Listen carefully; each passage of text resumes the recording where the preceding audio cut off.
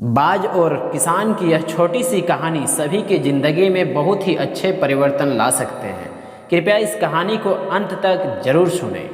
बहुत समय पहले की बात है, एक राजा को उपहार में एक व्यक्ति ने बाज के 2 बच्चे दिए। राजा ने इससे पहले इतने शानदार बाज कभी देखे ही नहीं थे। राजा ने दोनों बाज के बच्चों की देखभाल के लिए एक व्यक्ति रख दिया। कुछ महीने बीतने के बाद राजा बाज को देखने का मन बनाया। बाज के बच्चे जहाँ पाला जा रहा था वहाँ राजा पहुँच गए। दोनों बाज बहुत बड़े हो चुके थे। यह देखकर राजा बहुत खुश हुआ। राजा बाजों का उड़ान देखना चाहता था। बाजों के देखभाल कर रहे व्यक्ति ने उसे उड़ने का इशारा किया। इशारा मिलते ही दोनों बाज उड़ान भरने लगे। उन दोनों बाज में से एक बाज आसमान की ऊंचाई में उड़ रहा था, जबकि दूसरा बाज थोड़ी ऊपर उड़कर वापस एक डाली पर बैठ गया। लेकिन यह देखकर राजा को कुछ अजीब लगा। राजा ने उस आदमी को पूछा, एक बाज इतनी अच्छी उड़ान भर रहे हैं और वहीं यह दूसरा बाज कुछ ऊपर जाकर फिर उसी डाल में बैठ गया। उस आदमी ने राजा से कहा, इस बाज के साथ शुरू से यही समस्या है।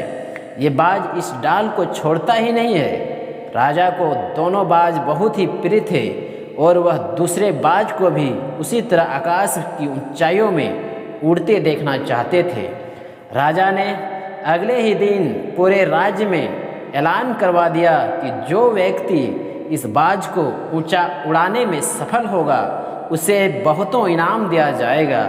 इस ऐलान को सुनकर राज्य से बढ़कर एक विद्वान आए और बाज को उड़ाने का प्रयास करने लगे, पर किसी ने बाज को ऊंचा उड़ाने नहीं सका।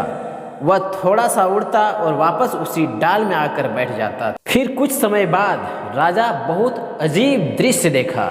राजा ने देखा कि उसके दोनों बाज आसमान में उड़ रहे हैं। उन बाजों को उड़ते देखकर राजा को अपनी आंखों पर यकीन नहीं हो रहा था और उन्होंने तुरंत उस व्यक्ति को पता लगाने को कहा जिसने ये कारनामा कर दिखाया।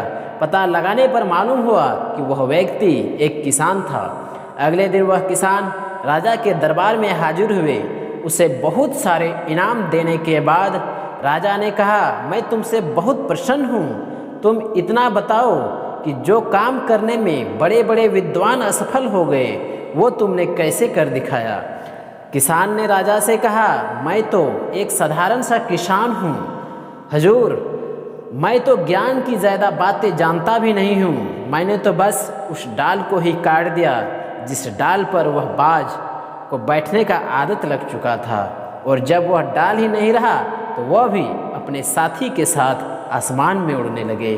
कहने का मतलब है कि हम लोग जब तक बुरी आदतों को छोड़ नहीं देते हैं तब तक अच्छी उड़ान नहीं भर सकते हैं और अच्छा व्यक्ति नहीं बन सकते हैं। इसलिए बुरी आदत को यथासंभव यथाशीघ्र तुरंत छोड़ देना चाहिए ताकि एक अच्छी उड़ान भर। यदि यह जानकारी आप लोगों को अच्छी लगी तो इस चैनल को सब्सक्राइब कर लीजिएगा ताकि इस तरह की जानकारी और कहानी मिलते रहे।